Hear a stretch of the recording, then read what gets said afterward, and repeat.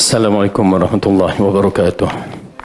Innal hamdalillah nahmaduhu wa nasta'inuhu wa nasta'inuhu wa nastahdih wa na'udzu billahi min shururi anfusina wa min sayyiati a'malina man yahdihillahu fala mudhillalah wa man yudlil fala hadiyalah. Asyhadu an la ilaha illallah wahdahu la syarikalah wa asyhadu anna Muhammadan abduhu wa rasuluhu amma ba'du fa inna khairal kalami kalamullah wa khairal huda Muhammadin sallallahu alaihi wasallam wa syarral umuri muhdatsatuha wa kullu muhdatsatin bid'ah wa kullu bid'atin dhalalah wa kullu dhalalatin finnar. Alhamdulillah, kita rafa'kan syukur kita kepada Allah Subhanahu Wa Taala yang mengumpulkan kita dalam majlis ilmu, yang telah memberikan kita kekuatan dan kesihatan. Mudah-mudahan dengan adanya pemberian yang Allah berikan kepada kita, kita dapat dalam keadaan hidup yang selesa dan beramal dengan amalan yang terbaik, dan mudah-mudahan Allah terima amalan kita untuk dipersembahkan pada hari yang tidak ada lagi amalan melainkan apa yang kita telah lakukan. Dan insya-Allah mudah-mudahan Allah berikan kebaikan kepada kita semua. Amin ya rabbal alamin. Baik, kita masih lagi dalam bicarakan surah Al-Mudaththir, yang mana kita berada pada ayat yang 31 dah kita terangkan sedikit sebanyak, dan kita akan teruskan ayat-ayat yang berikut. Namun kita masih lagi akan mengupaskan ayat yang ke-31, kerana ayat ini merupakan ayat betapa pentingnya masalah-masalah beriman dengan Allah secara mutlak, ataupun beriman dengan ayat-ayat Al-Quran tanpa banyak bicara, tanpa banyak mentakwil, tanpa banyak apa juga pertikaian yang mana tidak bersesuaian dengan hati kita. Tuan-tuan dan perempuan, iman adalah satu perkara yang tidak mampu untuk dibicarakan melainkan kita beriman. Iman adalah diarahkan untuk kita tunduk dan taat. Kita tidak diarahkan untuk mencari ataupun mengkritik. Tak. Iman bukan begitu. Iman apa yang Allah berikan, ia merupakan satu perkara berkaitan dengan keyakinan.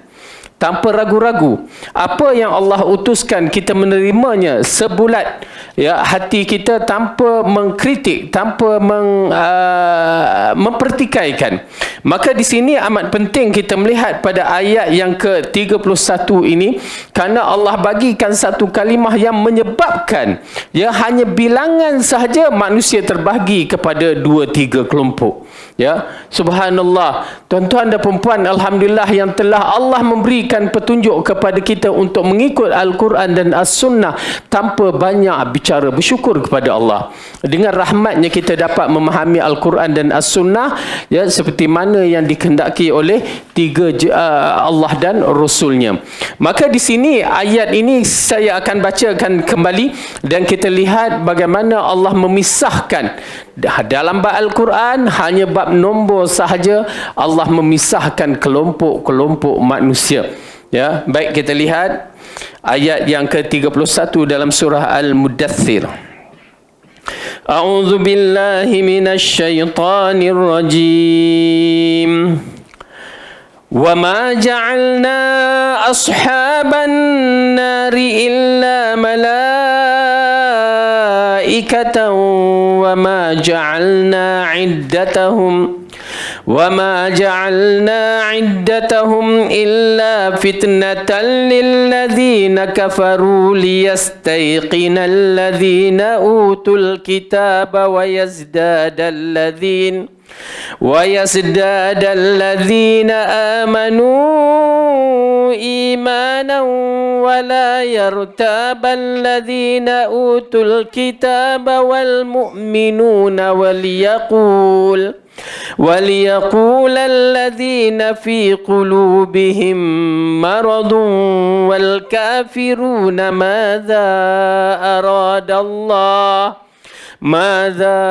أراد الله بهذا مثلا كذلك يضل الله من يشاء ويهدي من يشاء وما يعلم جنود ربك إلا هو وما هي إلا ذكرى للبشر.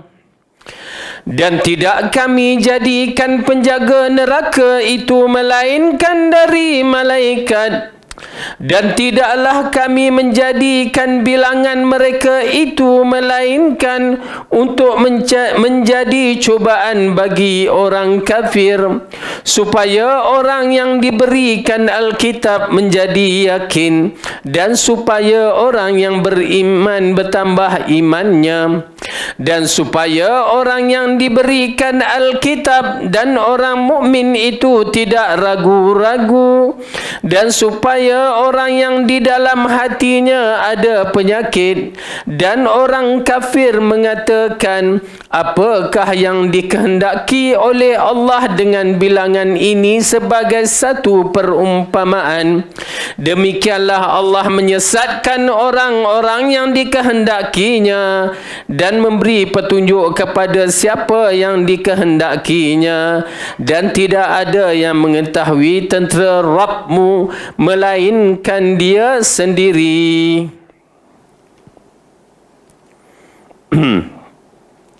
Dan sakar itu tidak lain hanyalah peringatan bagi manusia. Baik, ayat ini jelas kepada kita bagaimana Allah turunkan nombor yang diterangkan pada sebelum ini, yang mana nombor itu seolah-olah menyebabkan manusia ataupun sebahagian manusia itu menjadi tidak percaya dengan firman Allah, yang mana kita dah bacakan alaiha 19 yang berkaitan dengan neraka sakar itu. Di atasnya ada 19 malaikat. Allah letak 19 je, kerana kurang satu mereka jadi confused. Mereka menjadi confused kenapa 19. Begitu juga kenapa nama Allah diberikan 99. Jadi confused sebahagian manusia. Yang seorang tu duk sibuk mencari satu tu, Allah tak nak cakapkan kepada kita. Dia sibuk duk cari yang satu tu. La ilaha illallah. Kenapa tidak diubudiyahkan pengabdian kepada 99 nama Allah itu, diimani mengikut cara yang diarahkan syarak? Bertawassul dengannya, bertakbir ataupun mengagungkan dengan Asmaul Husna dengan cara yang betul. Kenapa? Nampak tak bagaimana Allah nak uji hati-hati manusia, yang mana hati-hati manusia ini terbahagi kepada beberapa bila berlaku dalam bab ini. Pertama, Allah bagikan dalam ayat ini yang paling menarik apabila Allah mengatakan supaya orang yang beriman bertambah imannya, dan supaya orang yang beriman bertambah imannya, dan supaya orang yang diberi Alkitab dan orang mukmin itu tidak ragu-ragu. Alhamdulillah, kita ni beriman kepada kitab Al-Quran seperti mana yang dikehendaki oleh Allah Subhanahu Wa Taala. Kita tidak akan mempertikaikan apa juga yang Allah turunkan. Oleh kerana itu, pemukaddimah yang mempertikaikan ayat-ayat Al-Quran, hukum-hukum Al-Quran ini adalah orang-orang yang di dalam hatinya ada masalah sebenarnya. Fi qulubihim maradun fazadahumullahu marada. Dalam hati mereka ada penyakit, maka Allah tambahkan penyakit dalam hatinya. Mereka itu bukan orang kafir. Mereka itu orang yang mengaku dirinya Islam juga, tetapi tidak boleh nak menerima, tidak boleh nak menerima apa yang Allah turun yang rasanya bercanggah dengan akal fikiran mereka. Dia rasakan Islam tu perasaan dia, agama ni, wahyu Allah ni ikut perasaan dia, rasa dia. Tak boleh. Kerana Allah dah mengatakan hanya pada 19 kali, yakni malaikat yang diletakkan sebagai penjaga neraka sakar itu membahagikan orang yang beriman bertambah imannya. Ahli kitab membenarkan, yang mana ahli kitab yang beriman dengan cara yang betul membenarkan juga.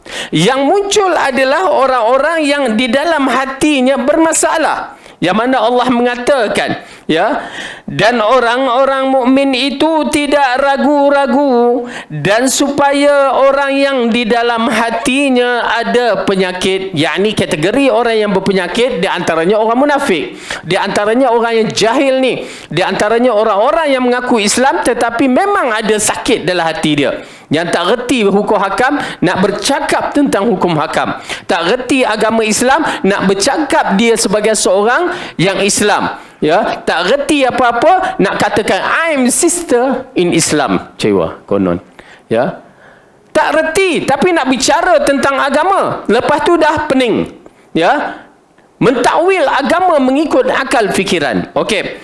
Dan orang-orang yang kafir mengatakan, nampak tak? Orang kafir ni dan orang yang bermasalah pada hatinya, apakah yang dikehendaki oleh Allah dengan bilangan ini sebagai satu perumpamaan? Bilangan je. Kenapa kita tidak beriman terus? Masalah Allah letak, Allah buat apa yang dikehendakinya. Oleh kerana itu orang yang beriman terus, bila dia menyerahkan bulat-bulat, iman dia bertambah, keyakinan dia kepada Allah bertambah. Tetapi orang yang bermasalah pada hatinya, itu yang terlari. Dan orang kafir memang terlarilah kalau orang kafir.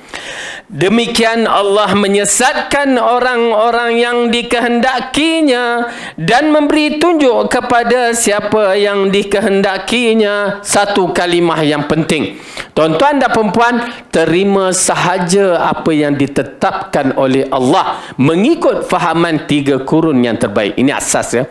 Kenapa? Kerana kalau kita menerima tanpa, ya, kita terus menyerah bulat-bulat, ya, walaupun makna itu yang difahami mengikut 3 kurun yang terbaik, kita kata kita serah. Misalan Ar-Rahmanu ala arsyistawa, Allah bersemayam di atas aras. Allah jadikan kalimah itu menyesatkan sebahagian, ya, memberi petunjuk kepada sebahagian. Menyesatkan bukan apa? Mereka tidak mau beriman mengikut cara yang ditetapkan.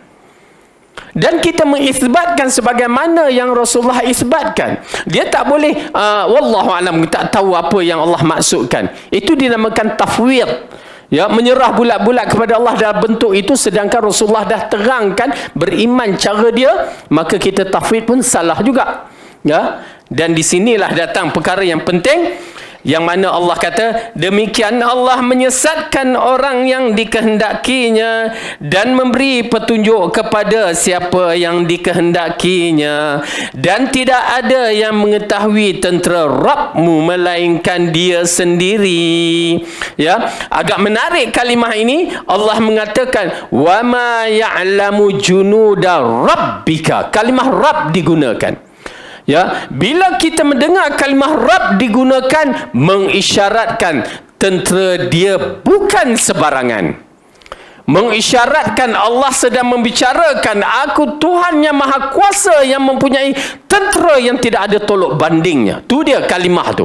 Tu pasal kalimah Tuhan dalam bentuk kalimah Rabb kena faham begitu. Ya, kerana dia ilah lain.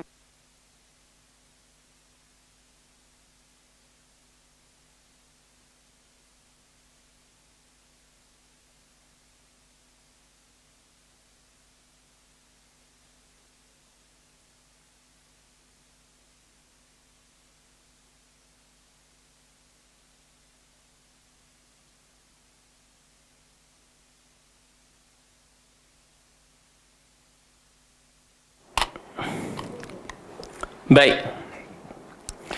Jadi tuan-tuan dan puan-puan dirahmati oleh Allah Subhanahu wa taala. Apabila Allah mengatakan wa ma ya'lamu junuda rabbika illahu, tidak ada siapa yang mengetahui tentera Allah. Yang mana bila kita membicarakan tentera Allah, semua alam semesta ini adalah tentera Allah kalau ikutkan. Para malaikat tentera Allah, ya, binatang-binatang tentera Allah, lautan tentera Allah, semua sekali, yang mana kita menyaksikan kaum-kaum terdahulu hancur disebabkan tentera Allah, ya. Allah lakukannya melalui tentera-tenteranya. Dan Allah mengatakan wa ma ya'lamu junuda rabbika illahu wa ma hiya illa dzikra lil bashar. Dan tidak ada yang mengetahui tentang Rabbmu melainkan dia sendiri. Dan Saqar itu tidak lain hanyalah peringatan kepada bagi manusia. Tuan-tuan dan perempuan, apabila Allah menerangkan dalam bab ini, Ibnu Katsir mengatakan hanya Allah yang mengetahui bala tenteranya. Dalam hadis Isra yang diriwayatkan secara sahih as-sahihain, ya, dalam sahihain, dua sahih itu muttafaqun alaih, Bukhari dan Muslim, dan lainnya disebutkan bahawa Rasulullah sallallahu alaihi wasallam menyifati Baitul Ma'mur yang berada di langit ketujuh. Baginda bersabda, fa idza huwa yadkhuluhu fi kulli yawmin 70,000 malakin la ya'uduna ilaihi akhira ma alaihim. Maksudnya, ternyata ia Baitul Ma'mur, ya, yang dikaitkan macam kita Baitullah. Di sana para malaikat akan masuk ke Baitul Ma'mur, di mana malaikat yang memasuki Baitul Ma'mur itu sebanyak 70,000. Okey? Malaikat setiap hari. Yang sudah keluar darinya tidak akan pernah masuk lagi kepadanya. Bayangkan tiap-tiap hari dia masuk. Ya, tiap-tiap hari yang dia masuk, dan bila dia keluar dia tak masuk lagi, masuk yang lain 70,000 lagi. Berarti berapa banyak, berapa tahun kita berada, berjuta tahun, berarti punya banyaknya tentera Allah, ya, malaikat-malaikat ni hanya Allah yang mengetahui. Ya, subhanallah, ini di antara makhluk yang hebat. Lalu Allah mengatakan, wa ma hiya illa dzikra lil bashar, dan saqar itu tidak lain hanyalah peringatan kepada manusia. Ya, Mujahid dalamnya berkata, kata ganti hiya merujukkan kepada neraka saqar, yakni hanyalah peringatan bagi manusia. Tuan-tuan dan perempuan, bila kita membicarakan neraka, fasta'izu billahi min azabin nar, minta perlindungan Allah dari azab neraka. Jangan biarkan neraka tu kita dengar, okey, tak ada apa-apa. Jangan. Mesti detikkan perasaan kita ada rasa takut. Ya, kalau kita rasakan kita sebagai seorang yang beriman, mesti ada perasaan takut bila kita menyebut neraka. Bahkan kita minta perlindungan kepada Allah. Sebanyak berapa kali? Paling kurang? Yalah, kalau malas sekali je lah. Kalau malas lagi tak minta langsung, kan? Minta sebanyak 3 kali. Paling kurang 3 kali. Dan paling banyak berapa kali. Dan Rasulullah mengatakan, apabila seorang hamba itu hamba itu meminta Allah perlindungan daripada azab neraka sebanyak 3 kali, dalam riwayat yang lain mengatakan sebanyak 7 kali, maka, ya, neraka mengatakan, ya Allah, jauhkan dia dari neraka. Ya, neraka itu bercakap sendiri, ya Allah, jauhkan yang minta ini dari neraka. Sebanyak 3 kali. Kalau 2 kali, wallahu alam, adakah neraka berbicara? Kita memerlukan wahyu-wahyu melalui hadis-hadis yang sahih untuk mengatakan ada. Kalau tak ada, maka tak adalah. Tapi kalau 3 kali, memang ada. Sampai 7 kali, ada. Ya, menunjukkan betapa pentingnya kita meminta perlindungan Allah dari neraka. Dan barang siapa yang meminta masuk syurga sebanyak 3 kali, riwayat yang lain mengatakan 7 kali, maka syurga mengatakan, ya Allah, masukkan dia ke dalam syurga. Tuan-tuan dan perempuan, bukan susah pun, tak perlu bahasa Arab. Ya Allah, macam mana bahasa Arab? Allahumma inni a'udzubika min azabin nar. Oh, panjang. Ya Allah, jauhkanlah aku dari neraka. Pun cukup dah. 3 kali. Bukan susah pun. Tuan-tuan dan perempuan, jadikan dia zikir harian kita, doa harian kita. Bila kita dah dapat begitu, jadikan dia doa harian. Bukan susah pun untuk minta perlindungan Allah dari neraka.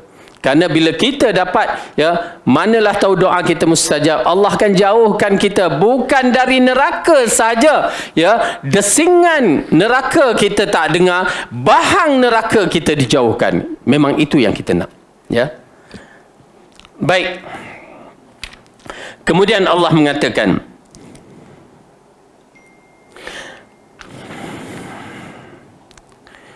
kalla wal qamar wal layli idh adbar was subhi idha asfar innaha la ihdal kubar nadhiran lil bashar liman syaa'a minkum an yataqaddama aw yata'akhkhar.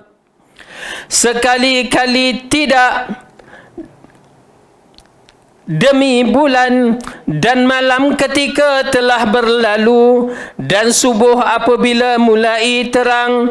Sesungguhnya sakar itu adalah salah satu bencana yang amat besar sebagai ancaman bagi manusia, iaitu bagi siapa di antaramu yang berkehendak akan maju ataupun mundur. Baik.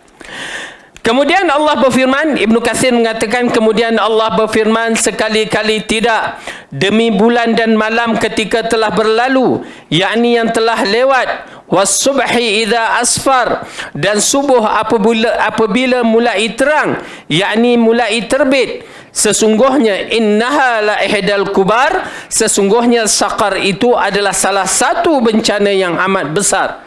Domir kata ganti pada innaha merujukkan kepada neraka sakar.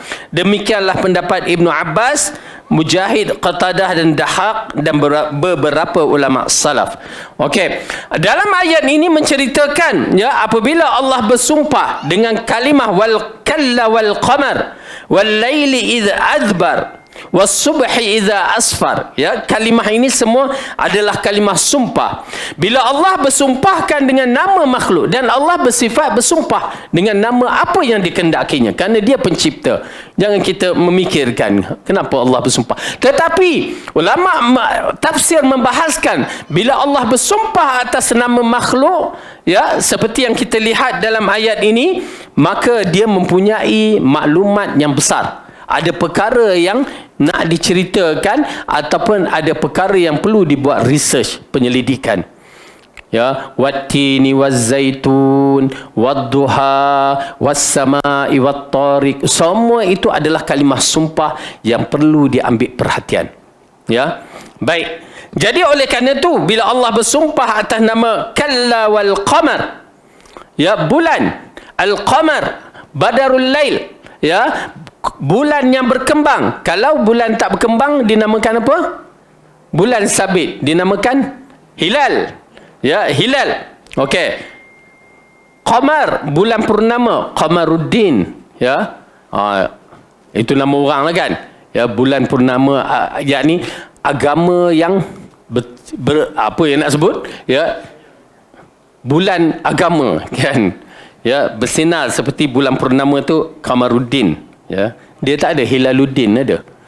Wallahu alam. Bulan sabit tu. Ala kulli hal, tak apa. Kemudian Allah mengatakan lagi dalam ayat ini sebagai peringatan kepada kita. Setelah diceritakan tentang kedudukan ayat tersebut, bagaimana kedudukan sakar, dan juga ambil perhatian terhadap perkara-perkara yang diceritakan ini.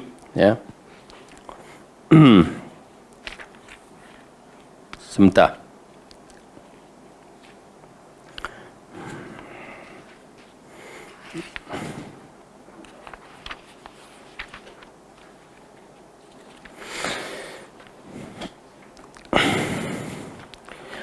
Kemudian Allah berfirman dengan ayat yang berikutnya.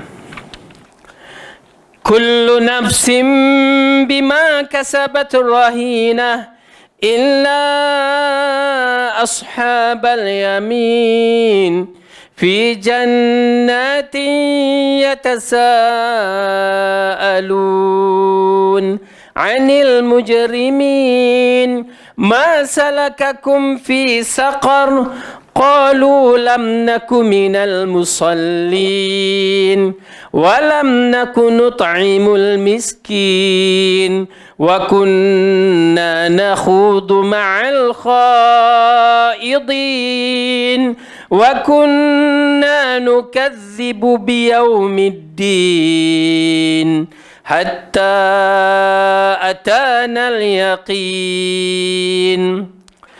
Tiap-tiap diri bertanggungjawab atas apa yang telah diperbuatkannya, kecuali golongan yang kanan. Mereka berada di dalam syurga. Mereka tanya-menanya tentang keadaan orang yang berdosa. Apakah yang memasukkan kamu ke dalam sakar? Mereka menjawab, kami dahulu tidak termasuk di kalangan orang yang mengerjakan salat. Dan kami tidak pula memberi makan kepada orang yang miskin. Dan adalah kami membicarakan yang batil bersama orang-orang yang membicarakannya. Dan adalah kami mendustakan hari pembalasan hingga datang kepada kami kematian. Okey. Baik. Dalam ayat ini Allah nak menceritakan kepada kita satu perkara yang besar. Ibnu Katsir mengatakan berlaku dialog di antara penghuni syurga dan penghuni neraka.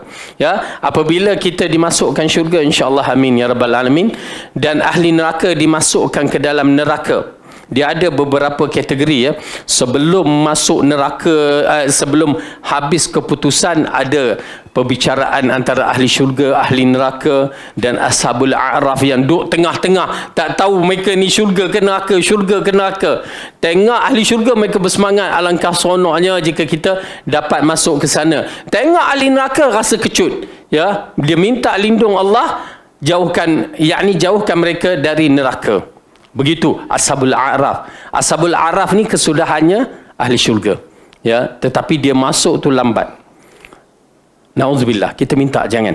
Ya, kita nak terus menjadi ahli syurga. Dan sewaktu itu mereka meminta, ya, mereka mendengar ahli neraka yang dah masuk syurga, dan masuk neraka. Mereka mendengar beberapa perkataan dan berlaku pertanyaan, berlaku beberapa perkara yang berlaku. Tetapi itu persoalan ghaib yang mana kita hanya mampu untuk beriman sahaja. Di antara perkataan ya yang kita lihat dalam bab ini, yang pertama kita tengok ayat dalam surah Al-A'raf. Surah yang ke-7.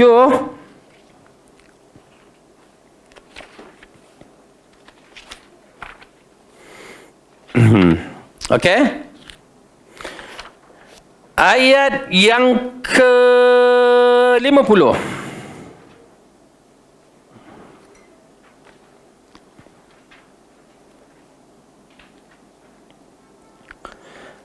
A'udzu billahi minasy syaithanir rajim.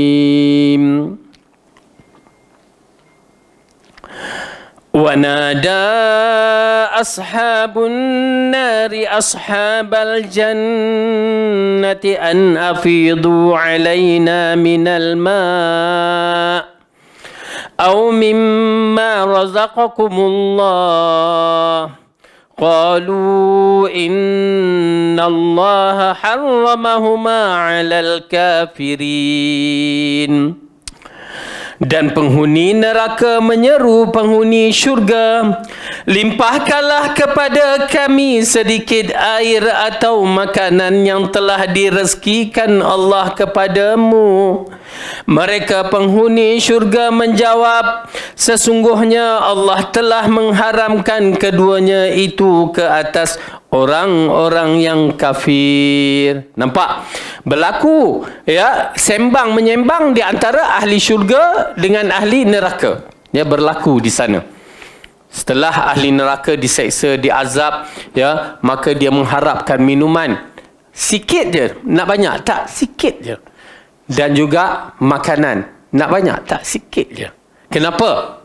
Ingat ya, siapa yang meminum minuman ahli syurga, dia tidak akan dahaga untuk selama-lamanya. Siapa yang memakan makanan ahli syurga, dia tidak akan lapar untuk selama-lamanya.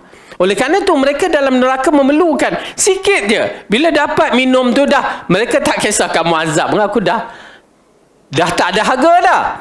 Aku dah tak lapar. Itu yang mereka harapkan. Tetapi ahli syurga mengatakan apa? Sesungguhnya Allah telah mengharamkan makan dan minum, ya, kepada ahli orang yang kafir. Tu dia. Di sini mereka hidup mewah. Ya, orang kafir mewah semewah-mewahnya. Tetapi di akhirat mereka dalam keadaan hina dina. Itu antara ahli syurga dengan ahli neraka. Itu belum lagi ahli neraka dengan ahli neraka bergaduh sama sendiri. Ya, pelik kan? Di dunia ni bergaduh, bawa ke dalam akhirat bergaduh lagi. Dalam neraka pula tu. Ya. Bahkan di antara pemimpin dengan pengikut bergaduh. Ya, aku ngundi kamu, aku masuk neraka juga kan. Ya, nak buat macam mana? Kamu salah. Dan pemimpin waktu itu melepaskan diri. Kalau syaitan pun boleh melepaskan diri, okey, kita tengok di dalam surah Ibrahim. Cuba buka surah Ibrahim.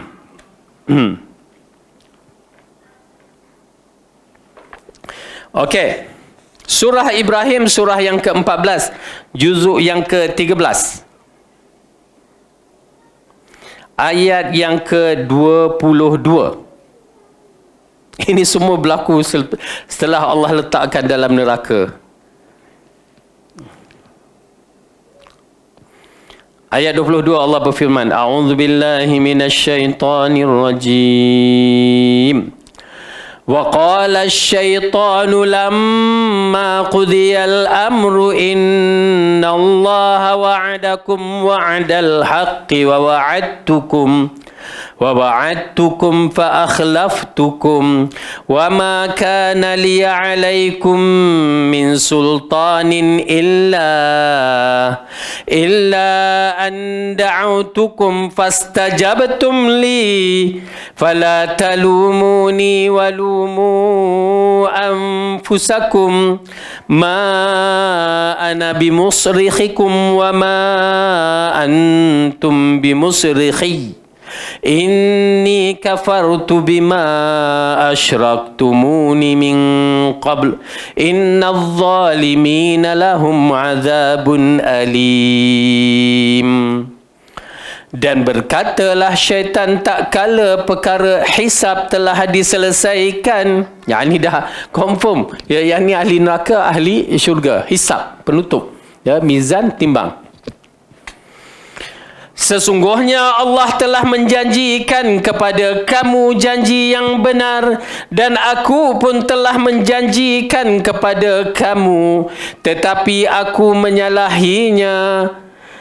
Sekali-kali tidak ada kekuasaan bagiku terhadap kamu melainkan sekadar aku menyeru kamu lalu kamu mematuhi seruan aku. Oleh sebab itu janganlah kamu mencerca aku, tetapi cercalah diri kamu sendiri. Aku sekali-kali tidak dapat menolong kamu dan kamu pun sekali-kali tidak dapat menolong aku. Sesungguhnya aku tidak membenarkan perbuatan kamu mensyirikkan aku dengan Allah sejak dahulu. Sesungguhnya orang yang zalim itu mendapat keseksaan yang amat pedih. Tuan-tuan dan perempuan, ni dia syaitan. Janji-janji manis di dunia, akhirnya di akhirat dia terangkan. Ya, di saat keputusan telah muktamad, ahli neraka jadi ahli neraka, ahli syurga jadi ahli syurga. Mereka yang mengikut syaitan cuba tuntut klaim balik, ya, terhadap syaitan, sebab kamulah kami jadi macam ni. Tak jadi, ya. Allah dah bagi kita petunjuk, terpulang kepada kita, kita yang memilih. Tapi kita cuba, manusia ni cuba juga nak menyalahkan orang lain demi nak menyelamatkan diri dia, maka syaitan pun mengisytiharkan. Apa dia isytiharkan? Berkatalah syaitan, sesungguhnya Allah telah menjanjikan kamu janji yang benar dan aku pun janji kat kamu. Tapi kamu tinggalkan Allah, kamu ambil apa yang aku cakap. Kan? Ingat ya, manusia melakukan perbuatan dia bercanggah dengan perbuatan syaitan lagi dahsyat. Syaitan, iblis tak pernah mensyirikkan Allah. Ingat tu, iblis tak pernah mensyirikkan Allah. Waktu Adam dijadikan, waktu diarahkan sujud, dia tak nak sujud, tetapi dia tak pernah mensyirikkan Allah dan dia tak pernah mengatakan dia Tuhan. Sampai kat manusia macam Fir'aun boleh mengaku dirinya Tuhan. Ui, syirik, teruk tu. Syaitan tak pernah, ya, iblis tak pernah kata dirinya Tuhan. Dan dia tak pernah menyembah selain daripada Allah. Cuma dia derhaka kepada Allah disebabkan dia ambil sifat takabur tu. Aba wastakbara. Aba, kerana tak mau sujud kepada Adam, dia rasa sombong. Sombong itu, ya, yang dikatakan takabur. Apabila datang kebenaran, dia tak boleh nak terima. Itulah takabur. Bila datang Quran dan Sunnah, dia tak boleh nak terima. Takabur. Bila datang dalil daripada 3 kurun terbaik, dia tak boleh terima. Takabur. Walaupun apa nama dia, walaupun dia nak tunjuk dia tu pakar Asy'ariyah ke apa ke, bila datang qaul Allah dan Rasul, dia ada ingkar, dia takaburlah itu. Maka jangan ambil dia sebagai guru kita ataupun pembantu kita. Berbahaya. Ya. Sebiji seperti iblis. Okey, namun dalam ayat ini mengisyaratkan golongan-golongan ini muncul dalam keadaan yang mana mereka itu lebih teruk daripada iblis. Lalu iblis mengisytiharkan apa dia? Ayat tadi iblis mengatakan, aku sekali-kali tidak dapat menolong kamu dan kamu pun sekali-kali tidak dapat menolong aku.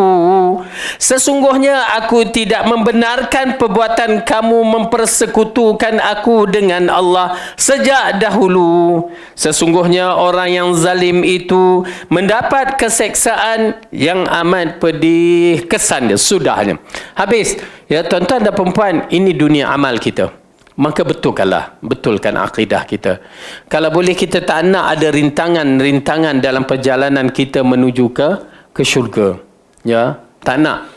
Kalau tara kita nak datang ke Baitul Salam pun tak nak rintangan yang lalu jalan jam lah apa kan. Ini kan pula untuk bertemu Allah di syurga sana.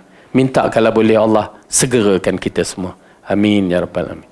Amin, kena aminkan. Ya, baik. Okey, dalam ayat ini apabila Allah menceritakan kepada golongan yang mana dalam ayat 38 ni, ya, tiap-tiap diri bertanggungjawab atas apa yang telah perbuatannya, yakni orang-orang yang telah ditaklifkan. Siapa dia? Baligh. Kanak-kanak bila dah baligh, dia ditaklifkan. Bukan salah mak ayah kalau dia buat tak betul. Bila umur baligh, itu masing-masing ya kena ajar pada anak-anak dia. Ya, bagi perempuan ada umurnya, tetapi kebiasaannya bermula 9 tahun dah mula baligh. Tu pasal Aisyah berkahwin dengan Rasulullah umur 9 tahun.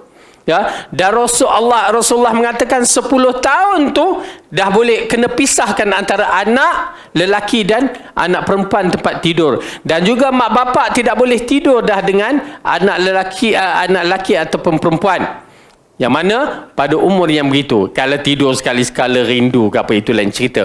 Ya, tetapi nak tidur tiap-tiap hari dengan mak ayah dalam keadaan umur yang begitu dah tak boleh, kena pisahkan. Ini mengisyaratkan ya, wahyu yang Rasulullah dapat itu bukan sebarangan. Anak wanita dalam umur 9 tahun tu dah mula ya mature di kematangan dia berlaku. Anak lelaki berapa? Wallahu a'lam juga. Di zaman-zaman sekarang ni fitnah ya, mungkin dia balik dengan dia buat sendiri, ataupun kita menyaksikan di antara sahabat apa dia, seperti Sa'ad ibn Abi Waqqas, dia berkahwin umur 11 tahun. Berarti umur 11 tu dah mula matang, dah mula balik. Maka dosa pada dia jika dia tak ada pendirian yang betul dalam beragama. Berat tu ya. 11 tahun. Ni dah berapa umur? Adik? 10. Selamat, doa. Amin. Selamat aku pergi. Ingat ya, kita nampak benda ni tak ada apa-apa. Tetapi dalam peristiwa pelanggaran Bani Quraizah, kalau tak salah Bani Quraizah terhadap perjanjian mereka dengan Rasulullah dalam peperangan Khandaq, ya, apabila Sa'ad ibn Mu'az mengeluarkan hukum, mereka tak nak, melainkan Sa'ad je yang boleh memberikan hukuman. Rasulullah nak hukum, mereka tak nak. Mereka kata Sa'ad, dia ingat mereka tu kawan dengan Sa'ad, Sa'ad boleh bertolak ansur. Lalu Sa'ad mengatakan, semua harta mereka dirampas, wanita dan kanak-kanak menjadi tawanan, semua orang yang baligh dihukum bunuh. Macam tu ya.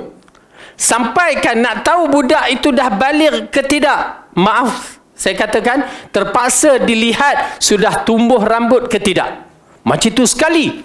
Berarti nak mengisyaratkan bila budak tu dah baligh, bertanggungjawab dia dah matang untuk berfikir, ya, maka dia akan dipertanggungjawab depan Allah apa yang dilakukan apabila dia telah baligh.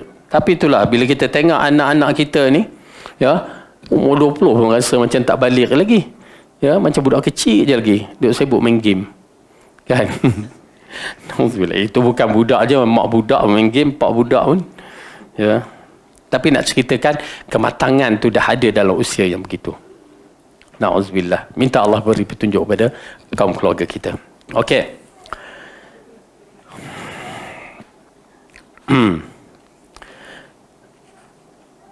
Imam Ibn Katsir mengatakan Allah berfirman mengkhabarkan bahawa kullu nafsin bima kasabat rahina. Tiap-tiap orang bertanggungjawab atas apa yang telah diperlakukan. Ya, ini tergantung dengan perbuatannya pada hari kiamat. Maka alangkah ruginya kita. Apa yang kita bawa ini, jika buruk kita tak beristighfar. Tuan-tuan dan perempuan jangan lupa untuk bertaubat bila-bila masa, ya. Istighfarlah banyak-banyak. Kerana kita tak tahu mana dosa-dosa kita tu, ya, takut dia membawa kita ke dalam neraka. Kemudian Allah mengatakan illa ashabil yamin, kecuali golongan kanan, kerana sesungguhnya mereka fi jannatin yatasaalun anil mujrimin, berada di dalam syurga sambil mereka tanya menanya tentang keadaan orang yang berdosa. Subhanallah. Ya, ahli syurga ni santai, tapi dalam santai mereka tu, gembira mereka tu, mereka tertanya-tanya tentang siapa? Orang mujrimin di kalangan mereka kenali. Ada di kalangan mereka yang mereka kenali tapi dah menjadi ahli neraka. Macam kita hidup di dunia. Yang paling senang kita tahu itu orang Islam, orang kafir. Itu orang Islam, Islam pun terbahagi bagai-bagai. Semua tu akan kita menyaksikan. Ya, kalau kita sendiri orang yang beriman, jaga iman kita. Ya, kerana bila sampai di sana, orang kafir bertanya kepada orang yang mereka kenali. Orang yang kenali bertanya kepada orang yang rapat dengan dia tetapi tempat yang berbeza. Ahli syurga, ahli neraka. Contohnya, buka surah Al-Hadid. Kita akan menyaksikan contoh bagaimana di saat-saat, tetapi itu belum lagi masuk syurga. Ya, saat-saat golongan ni kenal lagi. Ya, kenal. Surah Al-Hadid.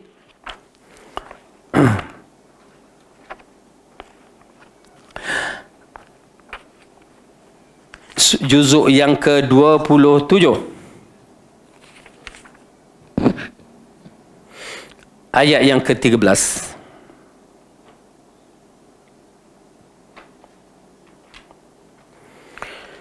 يوم يقول المنافقون والمنافقات للذين آمنوا انظرونا نقتبس من نوركم قيل ارجعوا وراءكم فالتمسوا نورا فضرب بينهم بسور له باب باطنه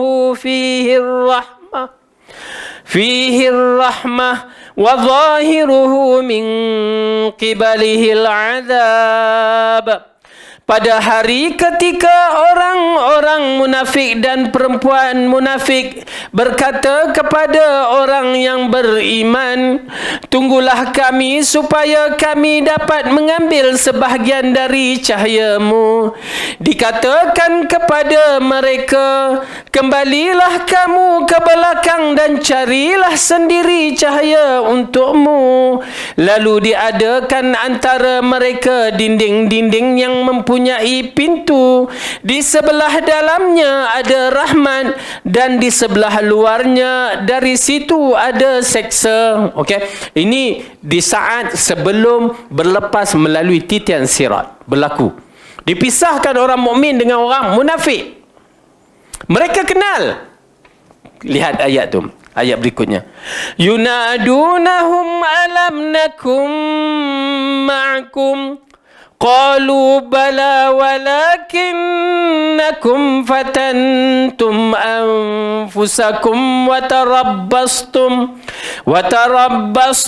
وارتبتم وغرتكم الأماني حتى جاء أمر الله وغركم بالله الغرور.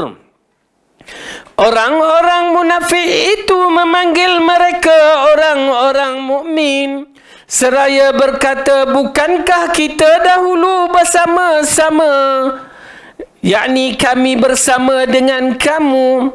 Mereka menjawab, benar, tetapi kamu mencelakakan dirimu sendiri dan menunggu kehancuran kami, dan kamu ragu-ragu serta ditipu oleh angan-angan kosong sehingga datanglah ketetapan Allah, dan kamu telah ditipu terhadap Allah oleh syaitan yang amat penipu. Nampak tak? Berlaku percakapan antara dua yang dikenali. Tapi ini memang bila kita hayati balik ayat ini yang berkaitan dengan orang munafik ini, memang mereka dah excited sangat bahawa mereka ahli syurga. Allah biarkan itu disebabkan apa? Yukhadi'un Allah, mereka menipu Allah. Ya, Allah kata apa? Yukhadi'un Allah wallahu yahdi'uhum. Allah yang menipukan mereka. Wa makaru wa makarallah. Mereka buat tipu daya, Allah tipu daya mereka. Bayangkan perjalanan daripada awal sama dengan orang mukmin. Sampai kat mizan tu dah orang kafir masuk neraka, dia rasa excited, dia diselamatkan. Cuma di Telaga Haud dia tak pergi, dia terus sahaja. Sampai waktu diarahkan sujud, mereka tak boleh sujud. Di situ mula. Ya, tapi mereka masih excited lagi sampai di perhentian untuk masuk syurga kerana malaikat telah memanggil, non di sana syurga. Siapa yang tak nak? Dalam perjalanan itu dah penuh liku-liku yang dihadapinya, tiba-tiba dibagi tahu syurga di sana. Azab dah lepas dah, tinggal syurga, tetapi terpaksa melalui titian sirat. Itu yang orang yang ada iman macam mana pun terpaksa lalu, maka mereka terpaksa lalu walaupun mereka merangkak kerana nakkan syurga. Dibenamkan dalam neraka, naik, mereka teruskan nakkan syurga. Orang munafik excited sangat, ingatkan dapat, rupanya terhalang. Bila terhalang itulah akhirnya mereka itu rupanya masuk neraka. Dahsyat ya. Orang munafik kena teruk. Oleh kerana itu, tuan-tuan dan puan-puan, kita tak bicara orang munafik di siapa munafik. Kita bicara kita ni, kita takut. Oleh kerana itu, di antara perkara yang paling penting untuk pengetahuan kita yang dikatakan oleh Huzaifah Al-Yamani, kalau nak tahu kita ni munafik ke tidak,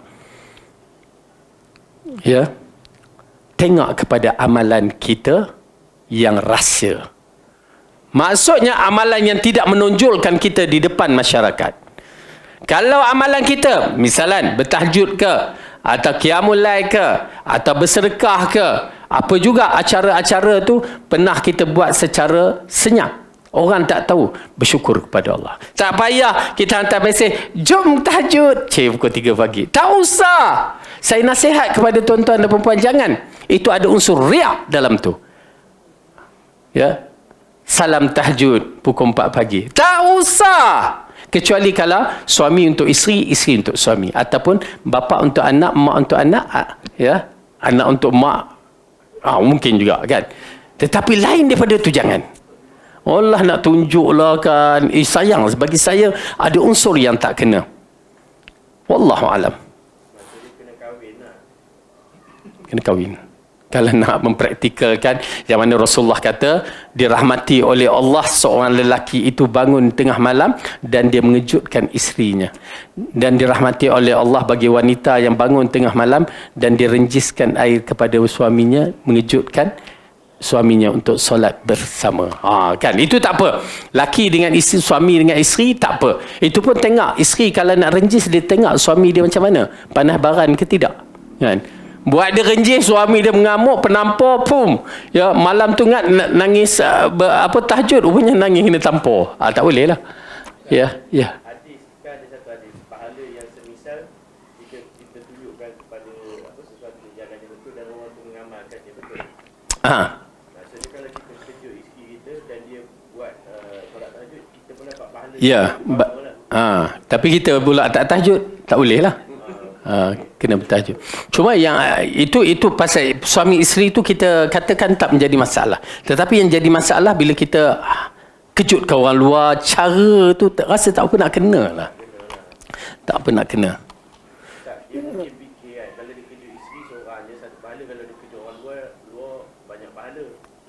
Solusi dia kalau dia nak pahala, dia kejut 4 orang, kahwin 4 isteri. Entah. Okey, tinggalkan. Baik. Okey, bila kita menyaksikan dalam kisah ni orang-orang munafik, ya, kita lihat bagaimana perbicaraan. Sekarang kita dah tengok perbicaraan ahli neraka, kita dah lihat ahli munafik, dan itu belum lagi di mahsyar yang mana masing-masing lari daripada mak ayah, semua itu berlaku perbicaraan. Tuan-tuan dan puan-puan, ingat ya, bermulanya kita tang mana? Rupanya waktu kita alam nazak tu dah menentukan kita ni ahli syurga atau neraka. Tapi itu hanya Allah yang mengetahui. Ya, kita tak ketahui waktu hidup ni, tak tahu. Tapi waktu kita nak mati nanti kita akan tahu. Ya, oleh kerana itu persiapkan. Biar kita menjijakkan di alam kubur tu. Itu pasal saya katakan kalimah tauhid adalah kalimah yang penting. Ya, dalam soalan tu kalau kita jawab tak betul, lulus ke? Soalan SPM, budak tengah sibuk SPM sekarang ni kan. Kalau jawab tak bertepatan, tak lulus. Ya. Tetapi kalau jawab tu bertepatan dengan Al-Quran dan As-Sunnah, tuan-tuan dan perempuan, busyra apabila malaikat maut tu datang, ya ayuhan nafsut tayyibah, wahai roh yang baik. Terus dia katakan yang baik, kita seronok. Rasulullah kata itulah waktu yang kata siapa yang suka bertemu dengan Allah, Allah suka bertemu dengan dia. Tuan-tuan dan perempuan, itu dah mukaddimah kita menuju ke syurga. Tapi kita tak tahu, ya. Sekarang ni kita tak tahu, kita mengharapkan kita dalam keadaan sebutan yang begitu, dan mudah-mudahan ya para pendengar daripada jemaah kita Baitul Salam dan yang live di sana pun Allah mempermudahkan kita di dalam keadaan husnul khatimah. Amin ya rabbal alamin. Dan insya-Allah mudah-mudahan ya Allah berikan kita ilmu yang bermanfaat. Kita akan sambung pada pelajaran yang akan datang yang lebih menarik sekali tentang kehidupan kita nun di alam sana nanti. Wallahu alam bisawab. Aqulu qauli hadza wa astaghfirullah li wa lakum. Wassalamualaikum warahmatullahi wabarakatuh. Subhanakallah.